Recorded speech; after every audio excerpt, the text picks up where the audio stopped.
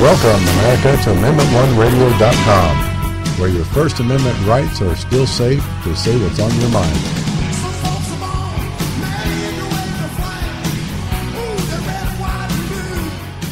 Yeah, right there. Hey, good afternoon. It's Catherine K. Guns, and it's 4:30 and another terrific Thursday. We suffered just a slight little technical difficulty, but if everybody knows me, me and computers don't get along.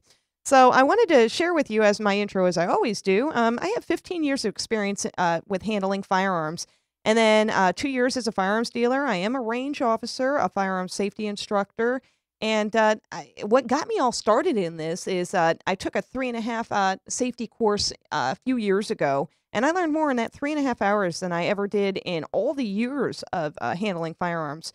And that's what inspired me also to do this radio show, and I enjoy teaching and learning every day. And this show is brought to you by our sponsors and advertisers, people like you out there. So we need your support. And anytime you want to advertise, sponsor, or host a live event with me or any other show we have on the Talk Wad Radio Network, you're more than welcome to. If you want to call in, we have the number, which is 727-493-2055.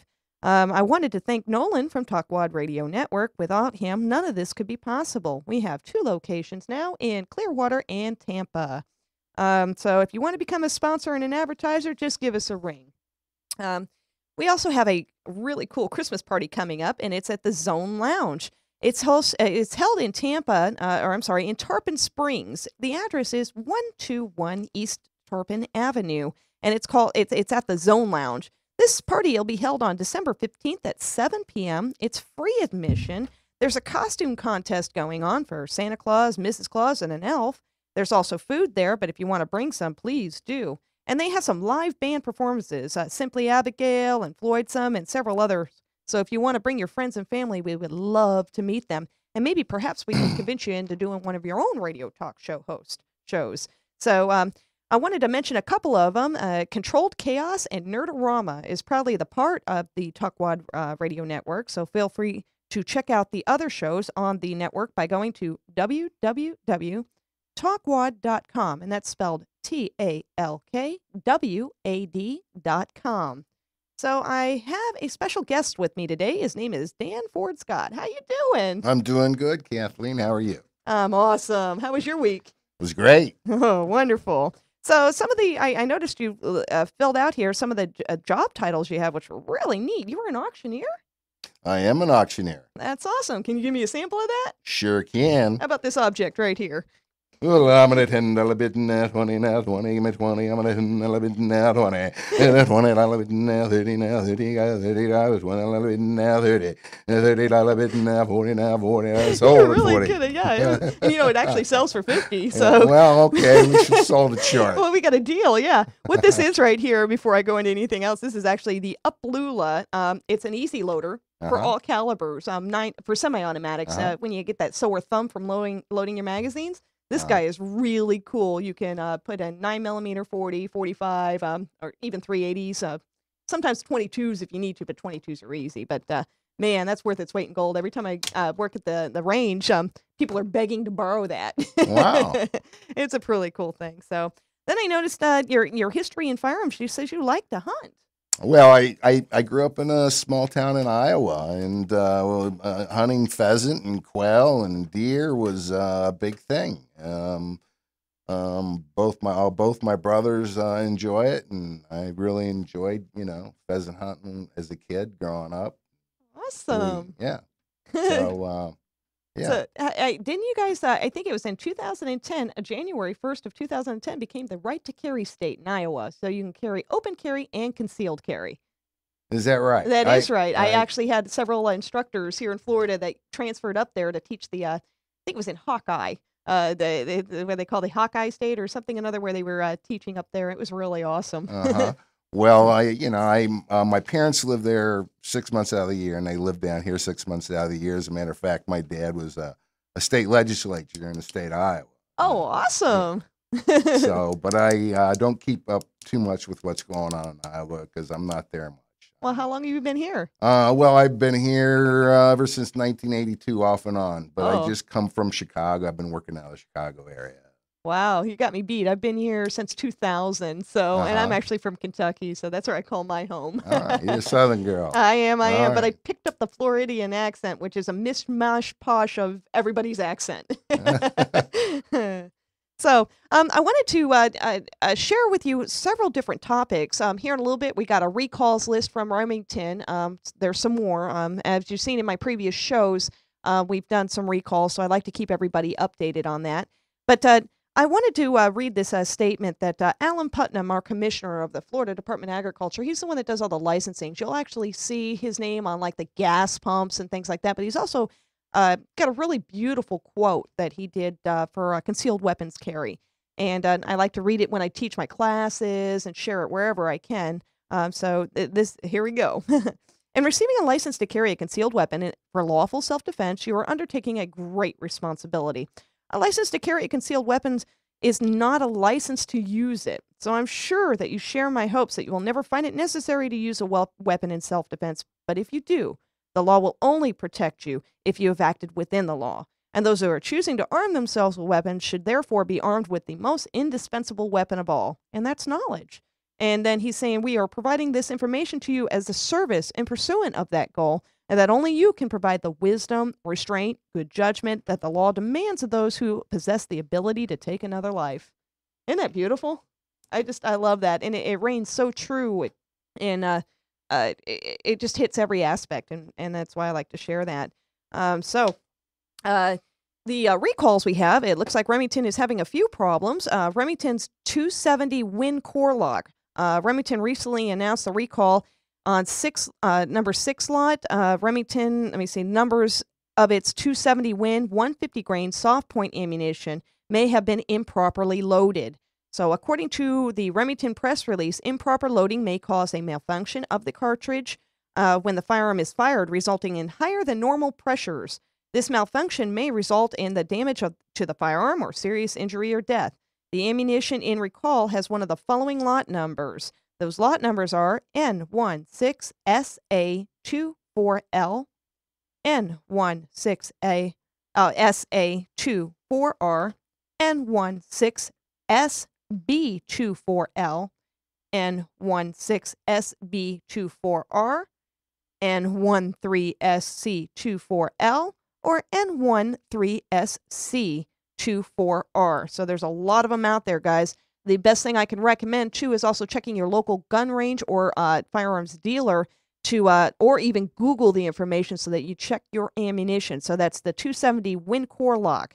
Also, identify one of these lots of ammunition. If you have a case of 270 Winchester 150 grain soft point ammunition, the lot number is stenciled on the outside of the case.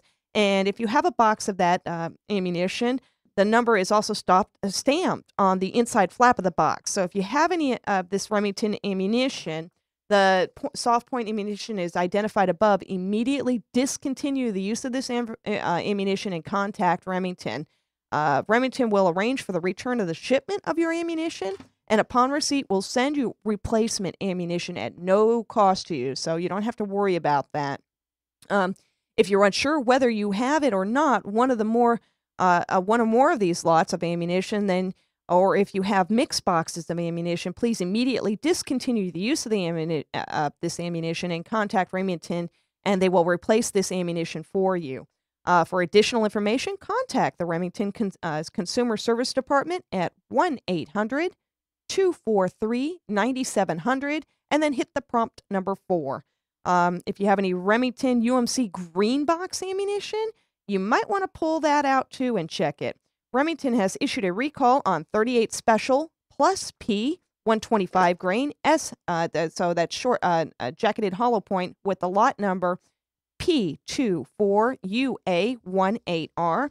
The problem, it seems that some 357 Magnum ammunition has made its way into these boxes. So you might have bought the 38 Special Plus P, but the 357 has made its way in. And we all know that when you put a 357 in a 38, if it's not stamped for it, that can result really bad experience. So shooting a 357 Magnum in a 38 Special handgun is a recipe for disaster. The good news is that the 357 Magnum ammunition will probably not chamber in properly made .38 special revolvers. Although they share the bullets share the same diameter, the Magnum round is slightly longer, which will prevent a .38 special cylinder from closing and rotating. But if the recall was for ammo loaded for Magnum pressures, but in a .38 special cases, I would be very worried. Those could cause very easy to blow up in your gun, causing injury to anyone nearby as well. So from Remington has determined that one of the specific lot codes of the 100-round box of .38 Special Plus P, 125 grain semi-jacketed hollow point, the lot number L38S2B ammunition may contain .357 Magnum ammunition, and the packaging mix is specific lot number of P24UA18R only. Do not use this. They put that in bold letters too. They meant it. So usage of .357 Magnum ammunition in a .38 Special firearms could result in firearm damage or personal injury. Also, another one: do not use UMC .38 Special Plus P 125 grain semi-jacketed hollow point with the lot number P24UA18R. So identify if you have one of these lots of ammunition. If you have a case of .38 Special Plus P 125 grain semi-jacketed ammunition, the lot number is stenciled on the outside of the case. And if you have a box of .38 Special Plus P 125 grain semi-jacketed ammunition, the lot number is stamped on the inside flap of the box. So if you have any of this Remington UMC .38 Special Plus P 125 grain semi-jacketed ammunition as identified above, immediately discontinue the ammunition and contact Remington below at the telephone number, which I'll list here in just a moment. Remington will arrange for the return of the shipment of your ammunition, and upon receipt will send replacement of ammunition at no cost to you. So for any consumer questions or instructions on how to return your Remington UMC .38 Special Plus P 125 grain semi-jacketed ammunition with the lot number P24UA18R, please contact Remington Consumer Services. The department's number is 1-800-243-9700, then hit prompt 4. We apologize for any of this inconvenience that this may cause. I actually recognize that comes into the range all the time. The UMC, it's usually a yellow and white box, and it's usually like the big bulk packs. So it looks like they have made a few mistakes. So I thank Remington out there for doing the recall and being honest about it and replacing it at no cost to the consumer that's already purchased. So let me see. What is that about? Oh, that's just an extra information. So alrighty. So what I wanted to teach was the knowledge, attitude, and skills necessary for owning and using a firearm safely. And there are many reasons to own a pistol, like Dan Scott had mentioned, for recreational shooting and even hunting. But there's also competitive shooting out there, protection of self and family, collecting, and the exercise of our constitutional right. So there's many causes for firearm accidents out there, and they're recorded as incidences, and I think that you had actually gotten some statistics up. Were you able to get that information, the statistics on car accidents versus... Yeah, in 2007, drunk driving deaths were 12,998, and gun homicides were 12,632. So there is actually more deaths by drunk driving than gun homicides. Wow. So I guess the people that want to ban guns, I guess the next thing they're going to want to do is ban cars. Yeah, we should bubble wrap the cars. Yeah, it's a problem, isn't it? Yeah, they can't bubble wrap the guns, though. It's really, it's the people that can't have the judgment to stop drinking, or the violent criminals that are going to be violent anyway. Yeah, and here's the unfortunate thing. All they're doing is regulating the good guys, the ones that actually took the time to take the courses necessary to handle a firearm safely and, got properly licensed, and they're being restricted more and more every day. And since when did you ever see a bad guy scratch his head and go, gee, I better not do that. I better not get in my car while I'm drunk, or I better not shoot somebody because that's against the law. Right. So... And then there's those other accidents that happen out there, and it's because those are people of ignorance. And I don't mean this as a bad term.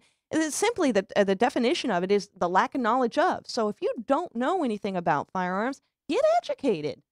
And, Absolutely. I mean, the same thing with driving. When I was 15 years old, you have to go through driver's ed. A car's dangerous. yeah. So Actually, I mean, more dangerous according to your statistics. well, yes, Yeah. and so there's actually, yeah. So driver's ed, I think there should be, gun education. I People agree with have to that. be educated to handle them and be a lot safer for it. Yeah. And then those are the other statistic that's recorded as an incident is carelessness. Carelessness would be the simple you had that knowledge of, but you just didn't care. And those people actually shouldn't, in my opinion, handle a firearm until they understand the concept of why it's so important. The reason why I wanted to bring those two things up is and I spoke to you on the phone over it last night at the range where I work at in Oldsmar. A guy that I think very highly of. He's a store manager in there. He went into the range where I had been training another range officer on how to handle the floor and everything.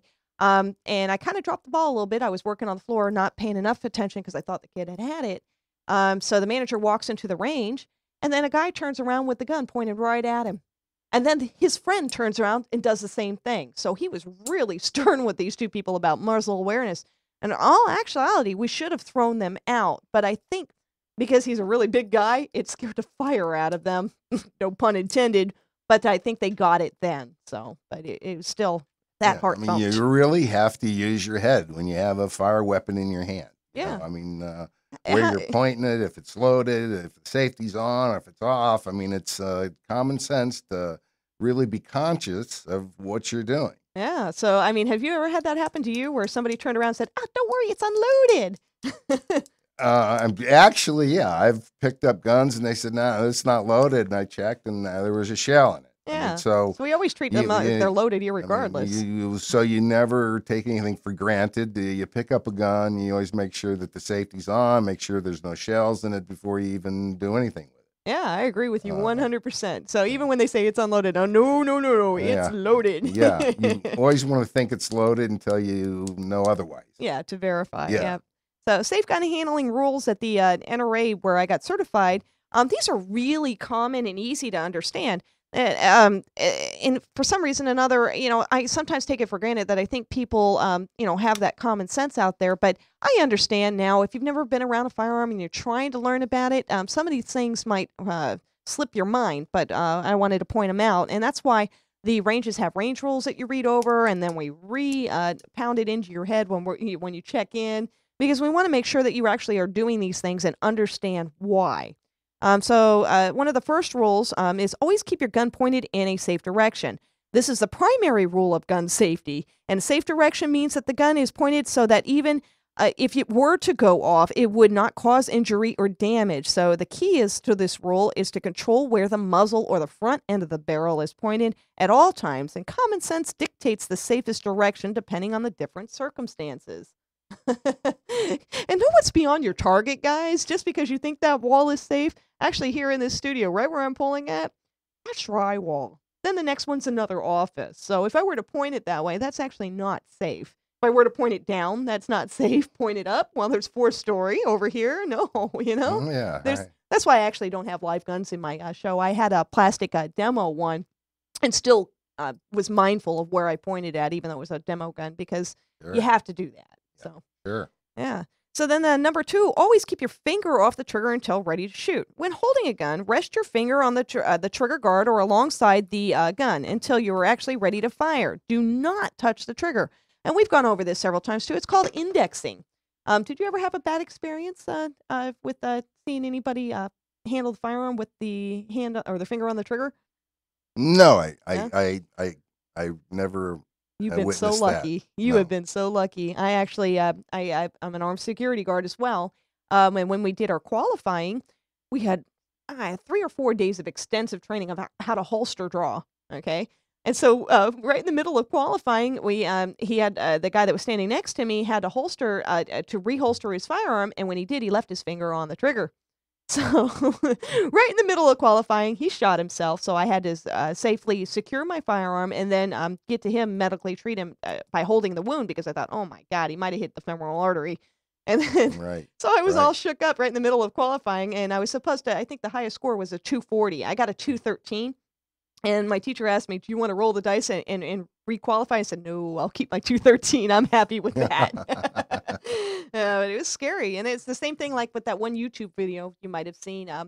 It's very popular. The guy that he was, I think, a law enforcement, and he was teaching a classroom full of kids, and he says, "Don't worry, I'm a professional." And he holstered his gun and shot him. Yeah. Yeah, that's indexing. Yeah. Can So, happen to anybody, yeah, educated or not. absolutely. So always keep your finger off that And trigger. you just got to be conscious of what you're doing. Yeah. I mean, just be in the moment, be conscious of knowing that you have a firearm. Yeah, I totally agree with that. And so the next rule is always keep your gun unloaded until ready to use it. Now, guys, I don't mean when you carry concealed on you, just tell the bad guy, "Wait until I load my gun."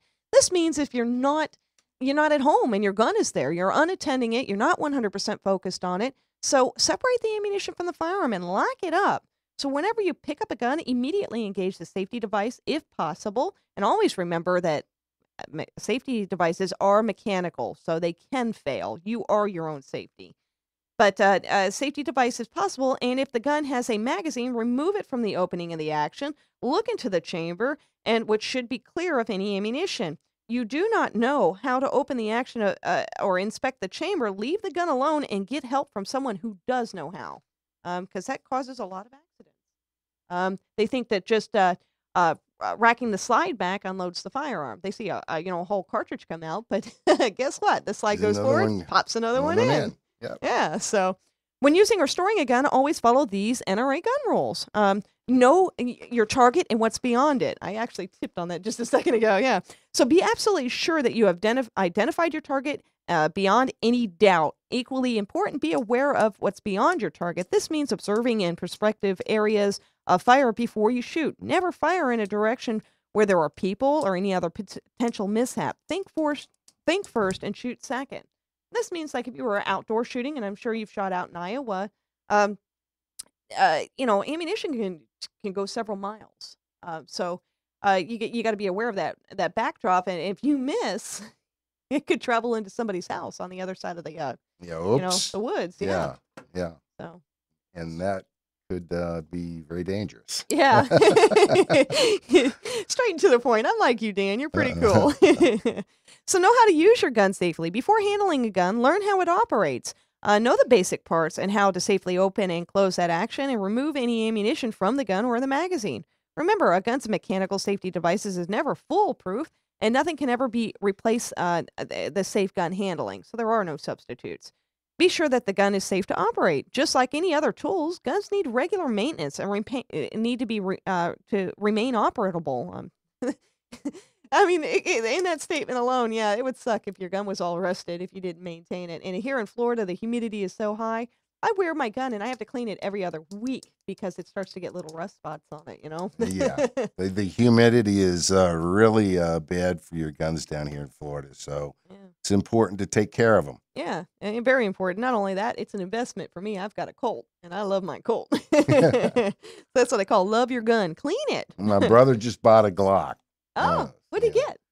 I think it's a 40 mag Glock. A 40 Smith & Wesson caliber? So Yeah, yeah. maybe a Glock 22? Yeah, I'm pretty sure that's what it is. Yeah. He showed it to me last night. Yeah, Beautiful gun. It really is. There's a reason why law enforcement carries those firearms. It really Yeah. is.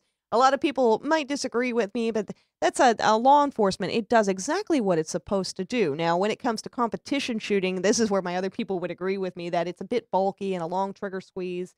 And then, well, that's a whole nother ballgame when you get into competition shooting. You step up to like SIG, HK, Right, right. Pardini, some other really top names there. But regular cleaning and proper storage of parts and guns is and general upkeep. If there's any questions concerning a gun's ability to function, a knowledgeable gunsmith should take a look at it. And I laugh about this. The 5 people that you should have in your life, and number 1 would be definitely a gunsmith, then a bondsman, a good lawyer, good car mechanic, and a doctor. Yeah, I agree. Those are on my top 5. So, Then they go on to saying, use the correct ammunition for your gun. You know, if you put the wrong ammunition in, it can result in a deadly experience or blowing up your favorite firearm. or exploding in your face. Yeah, not a good experience. So only BBs and pellets and cartridges or shells designed for that particular gun can be fired safely in that gun. So most guns have the ammunition typed or stamped on the barrel. Ammunition can be identified for information printed on the box and sometimes stamped on the cartridge. Do not shoot the gun unless you know you have the proper ammunition. And I've actually seen this in gun stores where perhaps the even the dealer wasn't as knowledgeable as he or she should have been. Watch out for that plus P and plus P plus. It might be the right caliber, but if it's plus P or plus P plus, what does that mean? It means more pressure, just like Tim the Toolman Taylor said. You know, It's more just a power. more powerful load. Absolutely. So if your gun's not rated for it, even though the round went in, it's got more power to it and actually can cause some serious damage to your gun or you. So You should always double check that. Always double check that. Oh, And, yeah. You know, I mean, not to change subjects, but they do it with medication. You know, Right? I mean, it can happen. it's happened to my mother. I mean, you know, they gave her the wrong medication if she wouldn't have checked the label. I mean, so you always should double check. Always double check. Yeah, You know. I totally agree with you on that. So. Yeah. So, and then they talk about wearing hearing and eye protection as appropriate. Guns are loud, and the noise can cause debris and hot gas and cause eye injury. And for these reasons, shooting glasses and hearing protectors should be worn by the shooters and the spectators. That's why I always tell them when they go into the range, make sure you have your eyes and ears on at all times. And I get an argument here and there, and I'm like, well, you know, it's our insurance, and we require you to wear it. Just for this, it's almost common sense. I mean, I've seen brass fly everywhere, and you ever see anybody do the brass dance? It's Yeah, I think on westerns. You get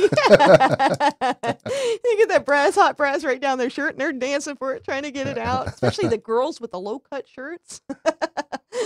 And the worst thing is I tried to tell them keep that muzzle down range, because then you can get that one guy that does the brass dance and turns with the firearm. Oh dear. Yeah. That's what we're constantly watching out for to make sure that nobody's doing that. And then obviously never use alcohol or over-the-counter prescriptions or drugs before or while shooting. Alcohol, as well as any other substance, is likely to impair that normal mental or physical bodily functions. So it must not be used for before or while handling shooting of guns. The same thing with cars. You know, we have already got those statistics where car accidents of drunk driving are far higher than gun issues. Or gun deaths. Yeah. You know, so, you know, like my point is, like, you know, I mean, these people want to ban guns, and I guess they're going to want to start banning cars. Yeah, they So, should. I How many mean, more rights are we gonna it's just this issue's been going on and on for years. It's a debate that's probably never going to end. And, you know, it's our Second Amendment right. Our forefathers wanted us to have guns, to bear arms, and it's our right. I mean, it's a sport, and it's our way of life. People love to hunt, and it's a sport. And like my brother-in-law and my brother are getting ready to retire, and you ask them what they want to do, and they say, all I want to do is hunt and fish. Yeah, it's a wonderful thing, so- and our rights. Yeah, You know, there's absolutely. a lot of You our know, boys out there shed their blood for that right. absolutely. A lot of people have Yeah. fought and died for our freedom and for our Constitution and our way of life. Hmm. And, you know, these people that want to take guns away, or I don't know where they're coming from. I don't know what planet they came down from, but I think it would fall under that simple rule of ignorance. They think that guns are going to actually kill people. One of my favorite cartoon images is where they got the gun on the table, and he's looking at it, and he's going, okay, now shoot. All right, good boy, come on, shoot. And it just doesn't do it. Yeah. You know, it's just a flat out ignorance, in my opinion. yeah, well, it's the operator that kills, just like the drunk driver that's behind the wheel kills, just like the violent criminal kills. People kill. The gun don't kill. The violent criminal kills. Yeah. The drunk driver kills. Yeah.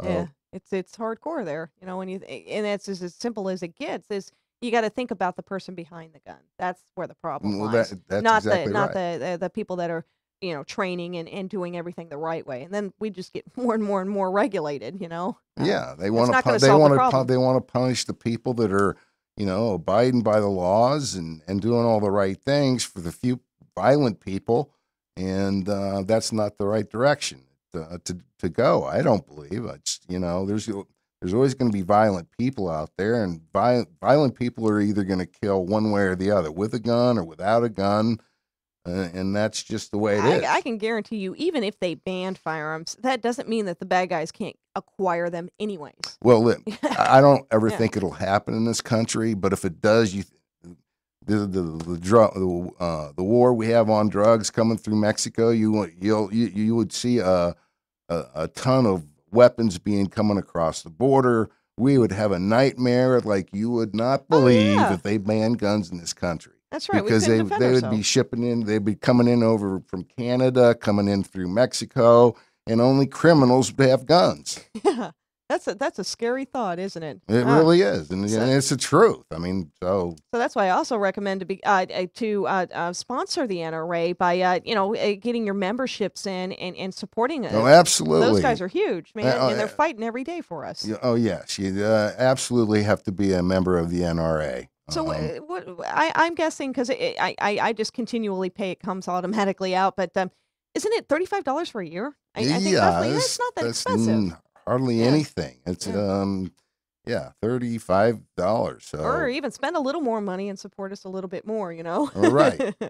So store guns so that they are not accessible to unauthorized people. So for many factors, it must be considered when deciding where and how you store your guns. A person's particular situation may be a major part of this consideration. Dozens of guns and storage devices, as well as locking devices and attached directly to the gun, are available. However, mechanical locking devices like the mechanical safeties built into the guns can fail and should be used as a substitute, and should not be used as a substitute for safe gun handling and observance of those gun safety rules. The other reason why I say this is if you're not at home, a lot of criminals will break into houses, and that's how they acquire those firearms. That's what they're looking for. When they break into the house, they're looking for money, jewelry, and guns. So, make it as difficult as possible. Don't hide your gun under your mattress or put it into the dresser drawer right next to your bed. I like those signs. This property's protected by Smith and Wesson. Yeah, but you have advertised it, so then you need to lock it up when you're not at home or carry it on you. That's you got a point. Mhm. Yeah, you definitely have a point. Yep. But all guns should be locked up anyway. Yeah. So be aware of those certain types of guns and many shooting activities required by additional safety precautions. Cleaning your firearm. Regular cleaning is important. So in order for your gun to operate correctly and safely, taking proper care of it will also maintain its value and extend its life. So your gun should be cleaned every time that it is used, and I can't stress that enough. That carbon, it'll start eating away, at inside your barrel, or if you leave the cleaner and don't deactivate it with oil, it'll start eating away at it. Corrosion, and what if you had a squib load? Well, that's Right. part of that function check. When you're cleaning it, you're double checking to make sure that it's operating correctly and the barrel is clean and free. Yeah, Yeah. I would highly recommend cleaning your gun after every use. Yeah. So a gun brought out of prolonged storage should also be cleaned before shooting. Remember the Mosin Nagants that are stuffed with all of that. What's that stuff? It's like a thick grease. I'm trying to remember what they call it. Cosmoline. Cosmoline. Well, once you finally get it all clean, the gun looks brand new. But Right. that's how they pack and storage them. And I've seen so many people buy them, and then they don't clean their gun, and it doesn't function properly. And then they wonder what happened. Yeah, and then they go, "Oh, this gun's a piece of crap," and then I buy it for like $50. So you need to clean those guns, even when you buy them brand new, or even the used guns. You clean them up so that they're operating correctly. Wow. We can. I continued off from last week the range rules, but I think that we covered a lot of really good important things there. And then maybe perhaps next week I'll cover some of the more of the important range rules that we have at our gun range. So then we wanted to get into the gun politics in the United States. So I Googled some information, and then I know that Dan Scott has got a lot of information to share with that, and he prepared well for it. So I wanted to list off what I found here. Gun politics in the United States has been among the most controversial issues in American politics for the last several decades. The debate regarding both restriction and availability of firearms within the United States has been characterized by the stalemate between the individual right to bear arms based on the Second Amendment and the United States Constitution, and the responsibility of government to prevent crime, maintain order, and protect the well-being of its citizens. In the District of Columbia versus Heller, the Supreme Court of the United States held that Second Amendment protects the rights of the individual to own a firearm for the purposes of self-defense, and most notably within the home. And while at the same time reaffirming the constitutional of a wide range of long-standing gun control laws, repeating polling found that the majority of Americans believe in the Constitution ensures their right to own a gun, with less than 40% of Americans favoring the stricter gun laws. So, yeah. Well, I just think that it's really a huge waste of time. But I know the debate's never going to go away. The founding fathers knew well a government that does not trust its honest, law-abiding, tax-paying citizens with the means of self-defense is not itself worthy of trust. So laws disarming honest citizens proclaim that the government is the master, not the servant to the people. Wow. That's a pretty powerful statement there. That's exactly the way that our government should have been formed, and it was formed in the beginning. It was to help, the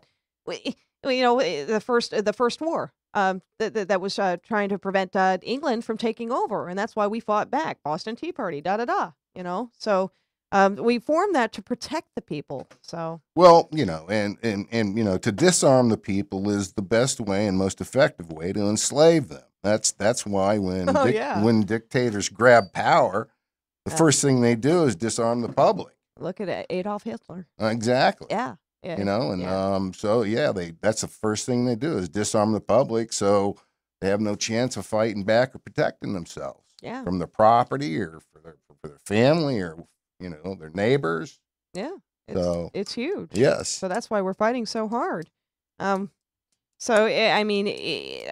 Later on we can cover some gun history and culture. Is there any other statements you want to make about that? Because it's almost so profound in its statement itself that you can add more to it. Well, I would just like to share just a few statements.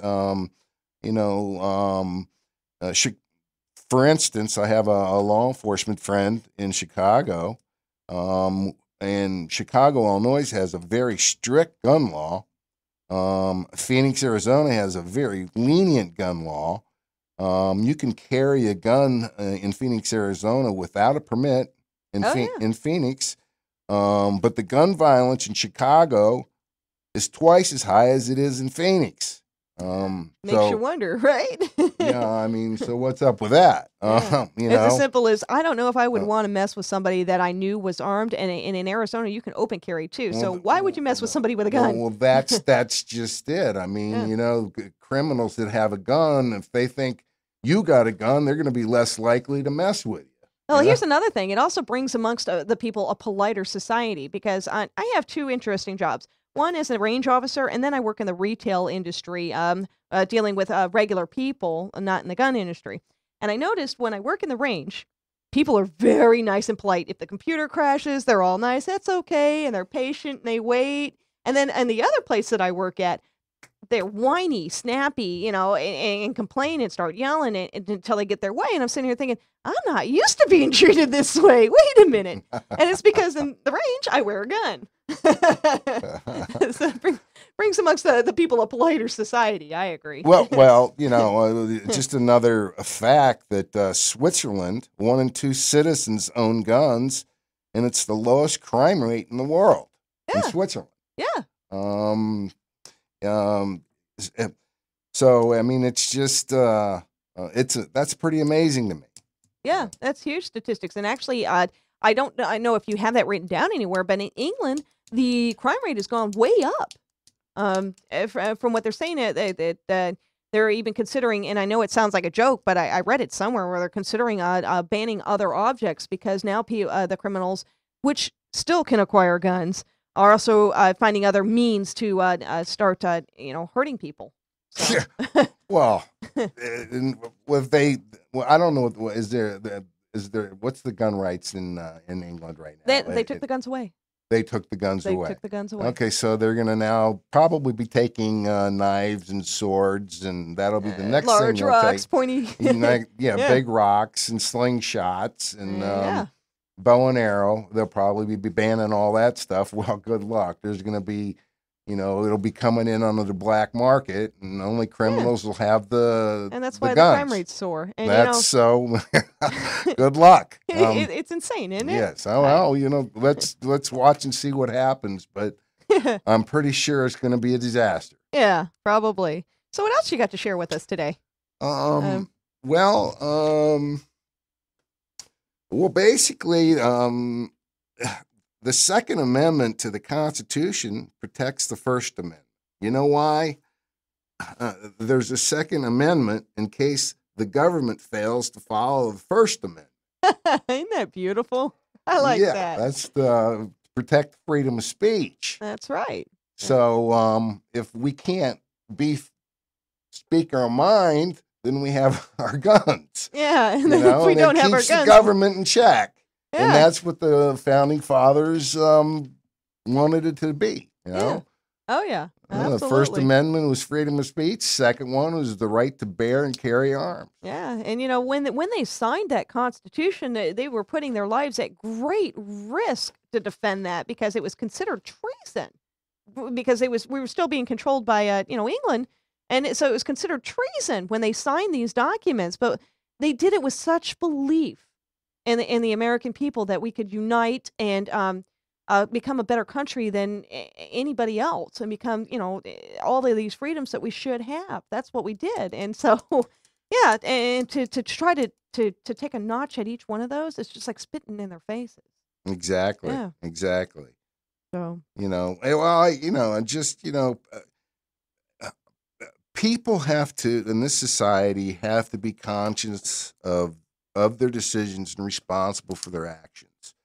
And especially with a fire weapon, and just be conscious and be responsible and get educated. Yeah, I think that's huge. Wow. So we have a couple of other topics we can get into, but I thought about something that I got in the email. It just reminded me of that I wanted to share with people, which is a great, it was a hunting joke. And it's so funny. So you guys, I might not be able to read it straight without laughing my butt off, but I thought, I think you might like to hear it too, and it would be appreciated.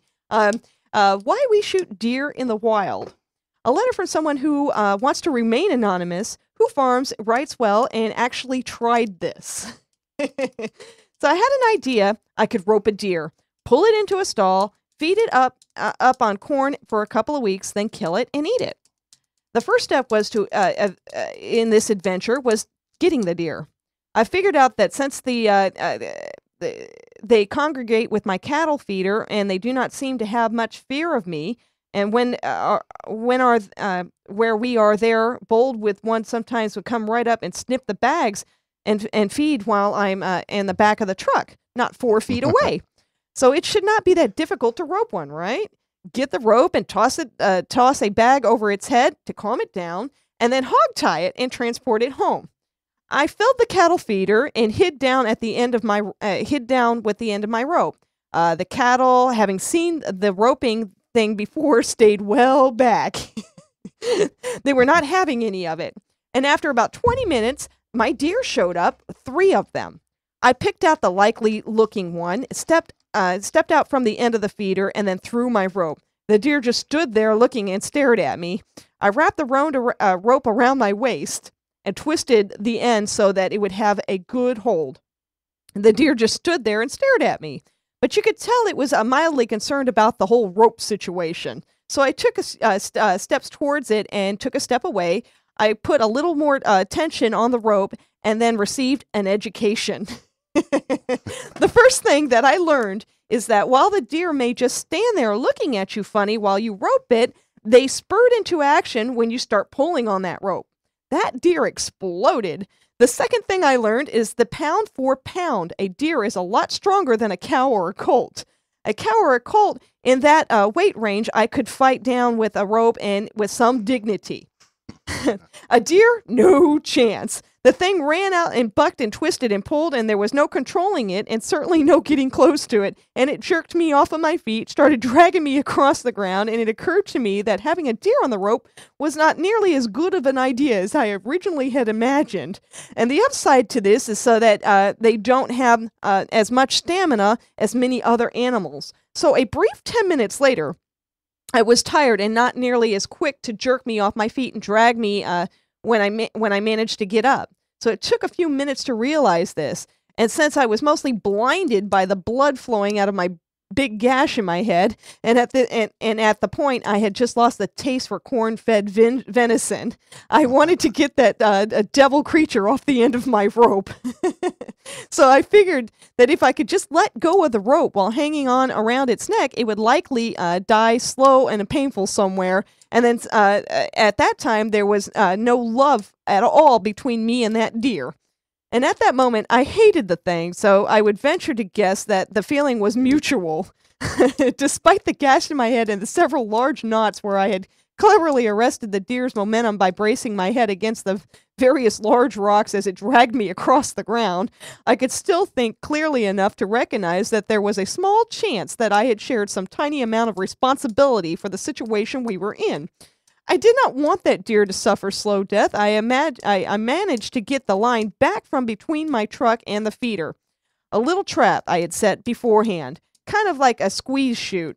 And I got back in there, and then I started moving up so that I could get my rope back. So did you know that deer bite? They do. Yes. Never in a million years would I have thought that a deer would bite somebody, so I was very surprised when I reached up to grab that rope, and the deer grabbed a hold of my wrist. Now, when a deer bites you, it's not like being bit by a horse or where they just bite you and slide off and then they let go. A deer bites you and shakes its head, most like a pit bull, and they bite very hard and it hurts. And they could catch you with an antler, too. So the proper thing to do is when a deer bites you, is probably to freeze and draw back slowly. I tried screaming and shaking instead. My method was totally ineffective. So it seems like the deer was biting and shaking for several minutes, but it was likely only several seconds. Being smarter than the deer, though you may question this claim by now, I tricked it. While I kept it busy tearing the tendons out of my right arm, I reached up with my left and pulled the rope loose. So that is when I got my final lesson in deer behavior of the day. The deer will strike you with their front feet. They rear up and their back on their back feet and strike the right hand in the head and shoulder level, and the hooves are surprisingly sharp. I learned a long time ago that when an animal like a horse strikes you with the hooves and you can't get away easily, the best thing to do is to try to make a loud noise and make an aggressive move towards that animal. Well, this usually causes them to back down a bit so that you can escape. This was not a horse. This was a deer. So obviously, such trickery would not work. In the course of a mild second, I devised a different strategy. I screamed like a woman and tried to turn and run. And the reason I had always been told not to try to turn and run from a horse is that the paws at you, as there is a good chance that you will get hit by the back of the head. The deer may not be so different from horses after all, right? So besides being as strong as 3 times as evil, because of the second I turned and ran, it hit me right in the back of the head and knocked me down. So now, when the deer paws at you and knocks you down, it does not immediately leave.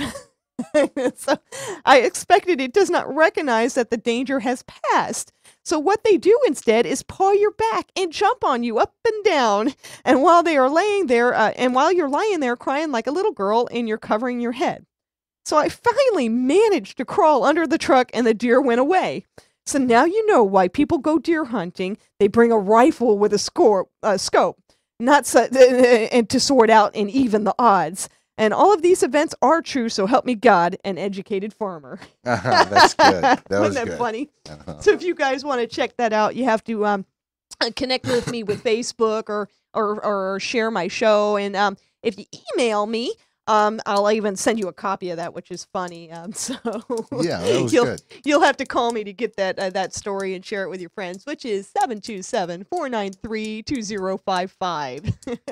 So we got about 5 minutes left in the show. Is there anything you want to share?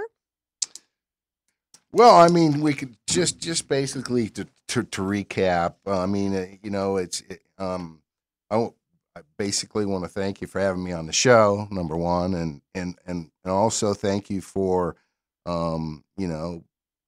standing like a stone and protecting the Second Amendment and educating people, and that's very important. And just to recap, I just think people that that own guns have just have to be responsible, especially if they have kids. To make sure that they keep them locked up. So the kids can't have access to them because kids are not educated, obviously. That's right, but don't And make it a taboo subject. Don't refer to them as toys.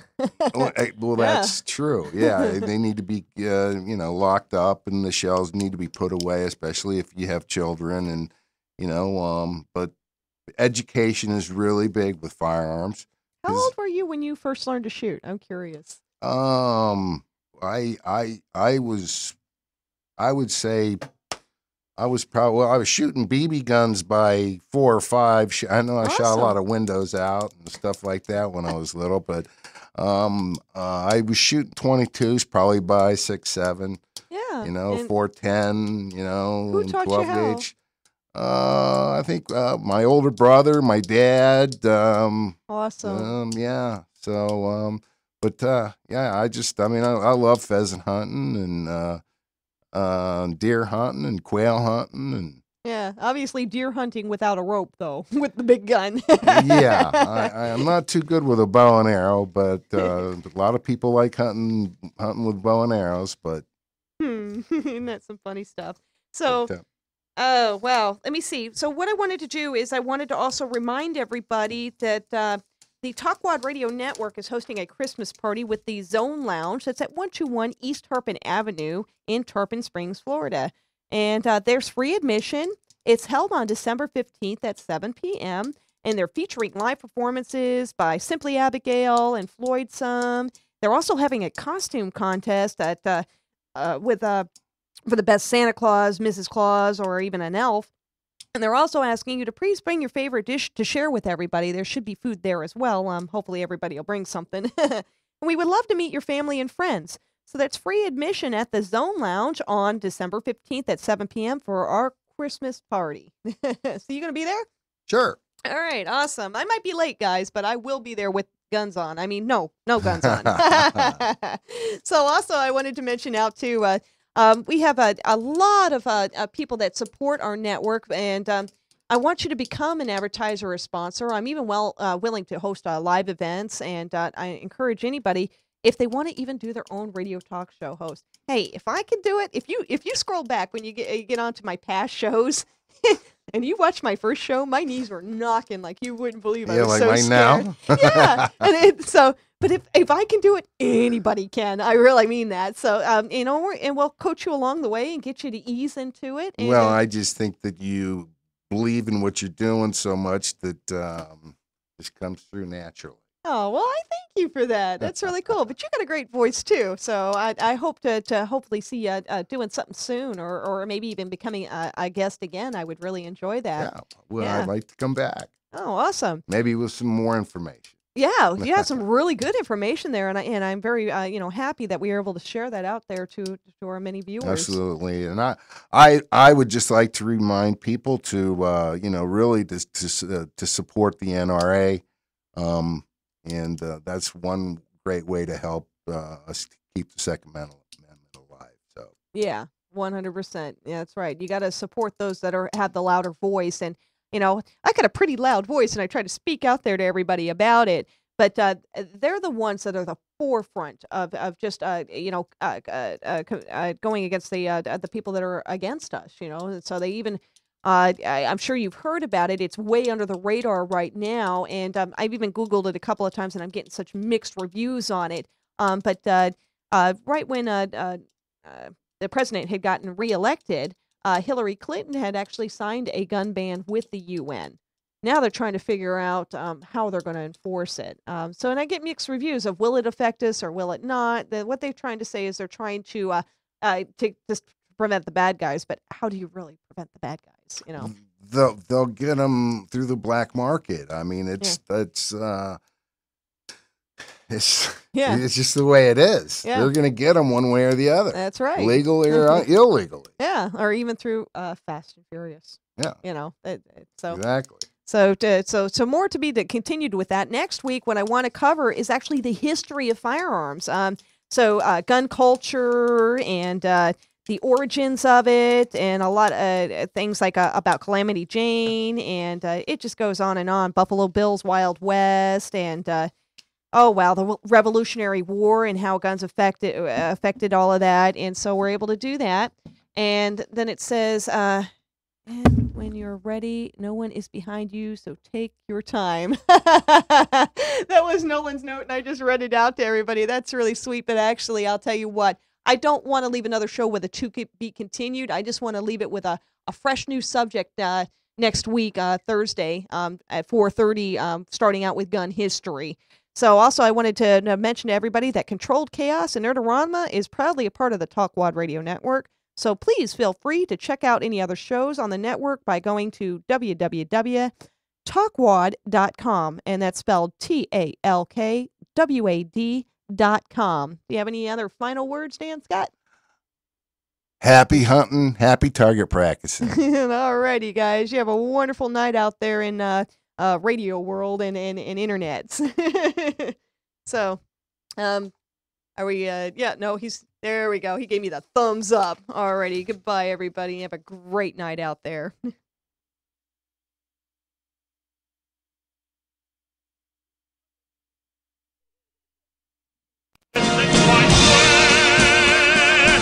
To follow that star, no matter how hopeless, no matter how far, to fight for the right without question or pause, to be willing to march